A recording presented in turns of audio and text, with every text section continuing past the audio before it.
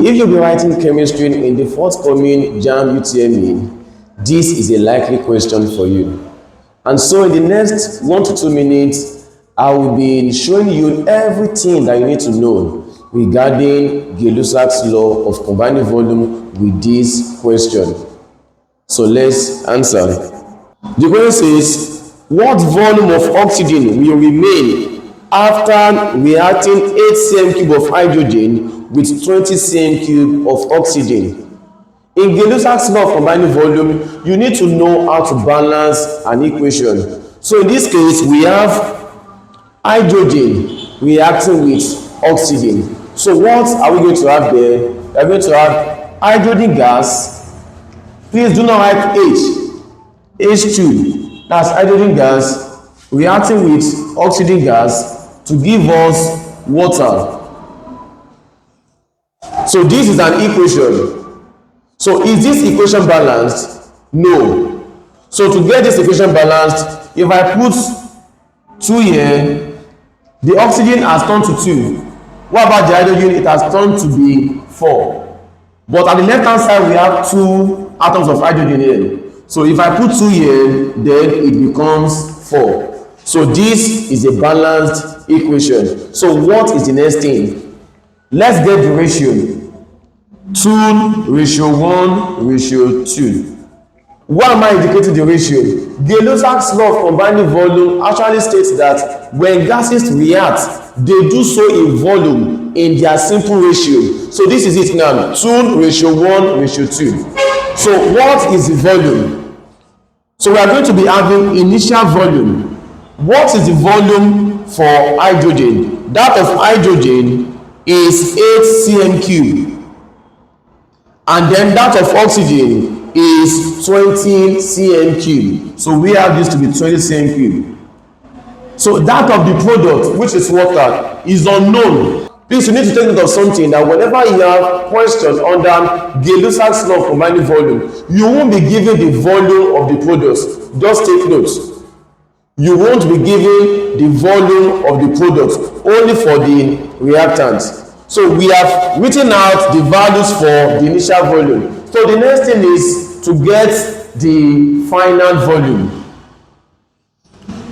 The final volume is not given to us, so we need to get the volume. So how do we do this? So you need to also take note that initial volume should be greater than or equals to the final volume. The initial volume must always be greater than or equals to the final volume. So that means the final volume shouldn't be greater than the initial volume. So now, for us to get the final volume, let's try to make that of the hydrogen to still remain 8. That of the final, let's make it to be 8. So how then are we going to get that of the oxygen? So we want to use this 8 as well as the ratio to get that of the oxygen. This is what I mean. For the hydrogen, the ratio there is 2. That of oxygen, we have it to be 1. And then the volume for the final, for hydrogen, that is 8. So let's use this to get that of the oxygen. So to get this now, if you do well to cross multiply, 2 multiplied by x will give us 2x. Then 8 multiplied by 1, that will give us 8. So if you divide both sides by 2, then you are going to have x to be 4. So that means that of the final for oxygen will give us 4 dm cube. And like I said, the initial volume must be greater than or equals to the final. So like we have here now, the initial is greater than the final. But for this now, the initial is equal to the final. All right. So now, to get that of the water, also use the ratio 1:2 as well as 4. So we have 1:2, and the volume for oxygen is 4. So what will be the value for x here? So if you do the same thing that we did here, you are going to have the volume to be 8. That is 4 times 2, that is 8. Then x times 1, that is x. So we are going to add this to be 8 dm cube. So now the next thing is we need to get the remaining volume. Here now it is 0. What we have left is 0. Here we have it to be 16 dm cube, and then for this we have it to be 8 dm cube.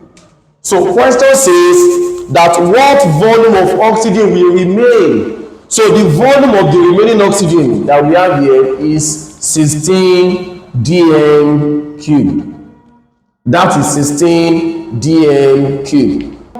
What if the question says that calculate the volume of the residual gases? The volume of the residual gases, then we are going to add 16 and 8 together. So these are the volumes that we have left. But from this question, we are only told to find the volume of the oxygen remaining. That is why we have 16 dm cube. So, but if the question says calculate the volume of the residual gases, then you are going to have it to be 16 plus 8. Then let me just give us this now.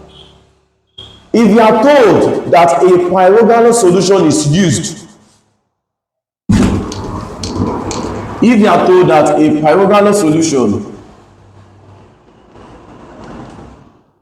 is used, and the question says that calculate the volume of the residual gas. If you are being told that a pyrogallo solution is used, and then you are told to find the volume of the residual gas, what do you have to do there? The first thing is, the volume of the residual gases there is 16 plus 8, which is 24 dm cube. So in JAMB, without wasting much of your time, that we have pyrogallo solution, you need to know the function or the use of pyrogallo solution. Pyrogallo solution helps in the removing oxygen. It helps in the removal of the oxygen gas. So if the total volume left is 24 dm cube, and then we apply pyrogallo solution, so that means we have to take out that of the oxygen. So if you take out that of oxygen, which is 16, then what you are going to have left will be 8 dm cube. I hope you understand. So if a pyrogallo solution is used and the question says calculate the volume of the residual gas left, pyrogallo solution helps in removing oxygen. So you just take out the volume of the oxygen left, and then what you have is 8 dm cube. I hope you understand everything. Please, in case you enjoy this video, please do well to like, to share, and then to subscribe. Thank you very much.